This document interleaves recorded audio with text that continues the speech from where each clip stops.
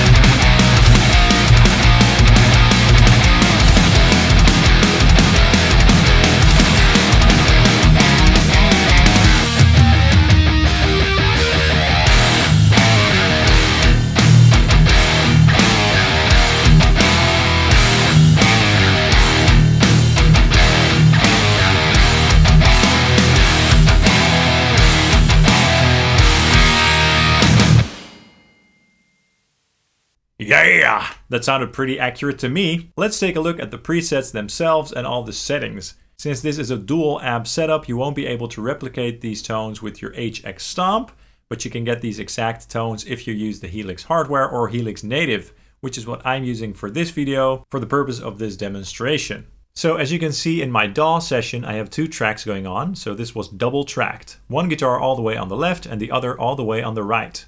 Let's take a quick listen to the isolated guitars.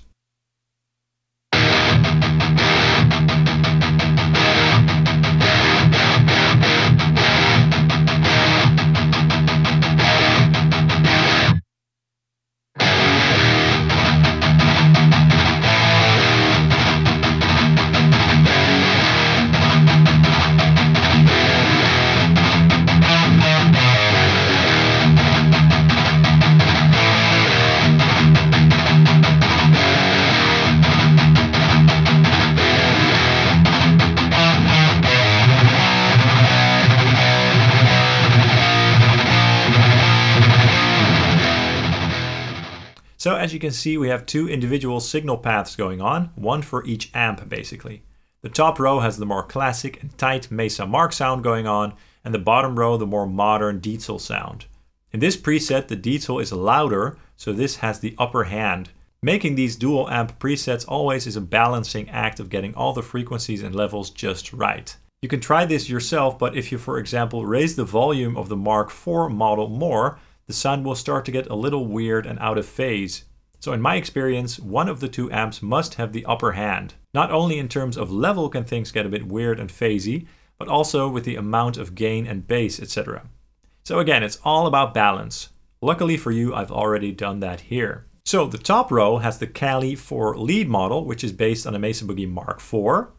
It's not a 2C Plus or a Triaxis, but this will do just fine, as these amps can be tweaked to sound quite similar to one another. Let's take a quick listen to the model of this amp alone and keep in mind that it's not very loud.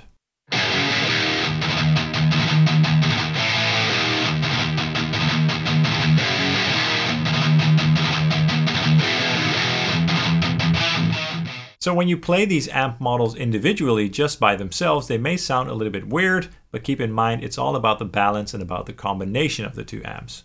So what sort of settings did I use here? Well, for starters, the gain and drive are up high.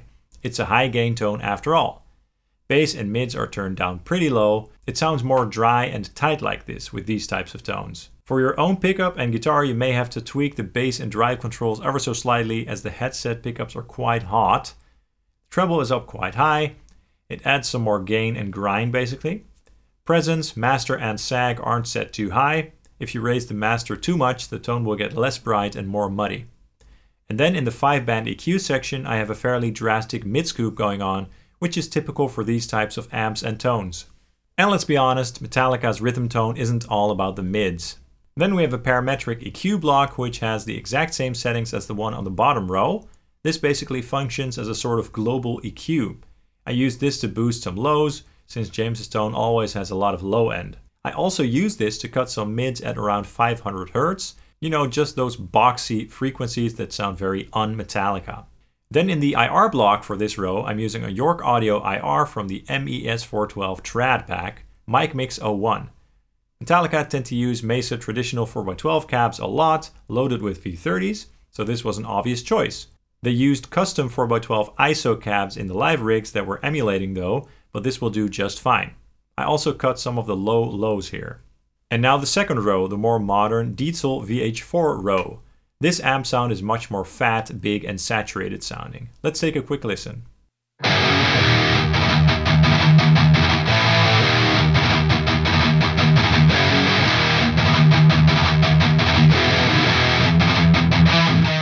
So I used the Das Benzin lead amp model for this, which of course is based on a Diesel VH4.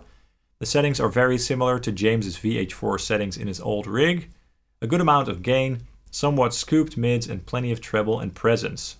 I also raised the deep control for some good thump. And then again the same EQ block and another IR block. Now for this amp I chose the York Audio MES412 OS cab for a slightly more modern tone. It just sounded really good to me.